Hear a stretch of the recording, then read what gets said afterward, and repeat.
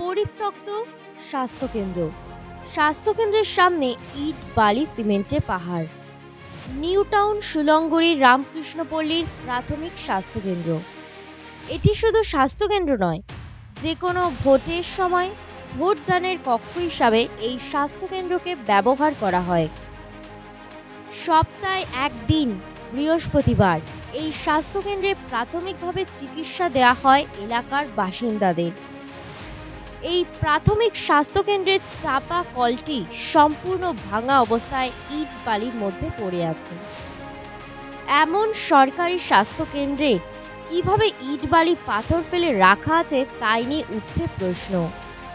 News ওয়ানের প্রশ্নের মুখোমুখি হয়ে একজন জানান, আমরা বাড়ির কাজ করছি বলে এই জায়গাটায় রেখেছি, একটু পরেই আমরা ইট বালি সব সরিয়ে নেব। Bureau report, news one. আমরা রয়েছি রামকৃষ্ণপল্লীতে রয়েছি, যেখানে একটি হেলথ সেন্টার অর্থাৎ প্রাথমিক স্বাস্থ্যকেন্দ্র রয়েছে। সেই স্বাস্থ্যকেন্দ্রে কিন্তু মাঝে মাঝে কিন্তু ভোটদান করা হয়। সেই দেখতে পাচ্ছি সেই ভোটদান কক্ষ রয়েছে যেখানটায়। সেই ভোটদান কক্ষ সামনে যেটা একটা ভোটদান বা স্বাস্থ্যকেন্দ্র, এখানে মাঝে মাঝে ডাক্তার এসে বসে এবং পাড়া প্রতিবেশী যারা আছে তারা কিন্তু প্রাথমিক চিকিৎসা এইখান থেকে নেয়। সেইখানে দেখতে পাচ্ছি সামরিক এই যে ইট বালি সিমেন্ট অর্থাৎ যে বিল্ডার্সের, মনে হচ্ছে এটা কোনো স্বাস্থ্যকেন্দ্র নয়, মনে হচ্ছে এটা বিল্ডার্সের কোনো জায়গায় চলে এসেছি। এই স্বাস্থ্যকেন্দ্রের সামনে ইট বালি সিমেন্ট সব কিছু কিন্তু পুরো পরিত্যক্ত করা রয়েছে রাস্তায়। এই হেলথ সেন্টারে কিন্তু একটি কল রয়েছে, আমরা দেখতে পাচ্ছি ওই জায়গাটা পেপার দিয়ে ঢাকা। অভিযোগ যে হেলথ সেন্টার অর্থাৎ এই যে স্বাস্থ্যকেন্দ্র রয়েছে প্রাথমিক স্বাস্থ্যকেন্দ্র, সেই স্বাস্থ্যকেন্দ্রের জায়গায় একটু তাদের কল বা এইগুলো সরিয়ে ভেঙে তারা কিন্তু একটা কেউ তাদের কিন্তু ব্যক্তিগত বাড়ির সীমানা কিন্তু সেই হেলথ সেন্টারের উপর দিয়ে নিয়ে যাচ্ছে, এমন কিন্তু অভিযোগ পাচ্ছি।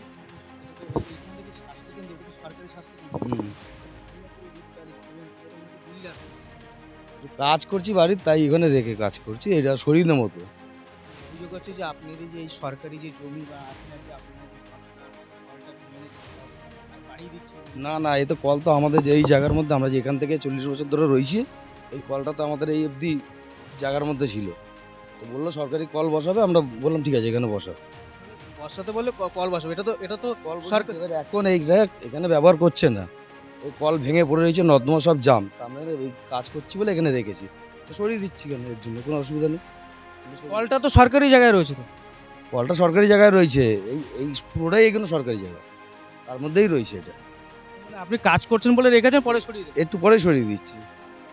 একটা স্বাস্থ্যকেন্দ্র রামকৃষ্ণপল্লী, সেটা পুরো পরিত্যক্ত অবস্থায় পড়ে রয়েছে, কল সেটাও ভাঙা, এবং সামনে যে স্বাস্থ্যকেন্দ্রের সামনে সেটি পুরো একদম ইট বালি সিমেন্টে একদম মনে হচ্ছে বিল্ডার্স, একদম পরিত্যক্ত অবস্থা পড়ে রয়েছে। কি বলবেন? এটা তো আমাদের রামকৃষ্ণপল্লীর যে সাব সেন্টার, সেটা এই নিয়ে বারবার আমি মিটিংয়ে কিন্তু প্রধানকে বলেছি যে এখানে বৃহস্পতিবার একটা দিন বসেন, যে আশা দিদিরা আসে এবং ছোট ছোট বাচ্চাদের নিয়ে যায়, তাদের ইনজেকশান হোক বা ধরেন যেটা বলে মানে বাচ্চাদের যে যে জিনিসগুলো হয় সে জিনিসগুলো সবই করা হয়। বৃহস্পতিবার একদিন বসে, আর আমাদের আড়ার পারে একটা বড় সাব সেন্টার রয়েছে। কিন্তু এখানে যেহেতু আমি নিজেও গেছি, ওখানে গিয়ে আমি দেখেছি, আমার খারাপ লাগে, কেন প্রসূতি মারা যায় সেখানে গিয়ে বসে। একটা পাখার ব্যবস্থা খুব ভালো নেই, ঘরের চালটাও ভালো নেই, তারপরে একটা পাশে জলও নেই, পাশে একটা বাড়ি বাথরুমের কোনো ব্যবস্থা নেই। এইবার অনেকক্ষণ থাকে মায়েরা, তাদের অসুবিধা হয়। তো এটা নিয়ে আমার খুব খারাপ লাগে যে এটা হচ্ছে। তা ওরা, আমি গেলে আশা দিদিরা আমাকে বলে যে দিদি একটু বললে, আমি বলেছিলাম যে আপনারা ভিডিও যান, কারণ এখানে আমি অনেকবার রিকোয়েস্ট করেছি, ও গুরুত্ব দিচ্ছে না। তারপরেও বড় কথা, এটা একটা ভোট কেন্দ্র, সেটা নিয়েও কোনো কিছুই হচ্ছে না। স্বাস্থ্যকেন্দ্রের সামনে ইট বালি সিমেন্ট ভর্তি, মনে হচ্ছে ওটা পুরো পরিত্যক্ত। ইদানিং আমি যাইনি অবশ্য, ওখানে এই বোধহয় 5-7 দিন হচ্ছে আমি ওদিকে যাইনি, কবে থেকে পড়ে রয়েছে জানি না।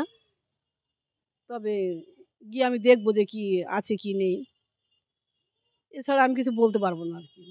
তবে আমার যতটা সাধ্য আমি বারবার বারবার রিকোয়েস্ট করছি এটা নিয়ে, কিন্তু ওনারা যদি গুরুত্ব না দেয়, আমার তো কিছু করার থাকে না। আমি কি করব, আমার কতটা ক্ষমতা, আমি বলতে পারি, কিন্তু তারা যদি না করে তাহলে আমি তো কিছু করতে পারবো না।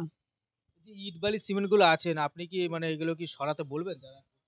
না আমি যে যাবো, যে দেখবো, দেখে যদি যদি কারো হয় বা পাশে বাড়ি ঠাড়ি করছে এমন হতে পারে যে মাল, নিশ্চয়ই রাস্তা বন্ধ করে রাখিনি। যদি কারো মাল হয় তাহলে আমি সরিয়ে নিতে বলবো।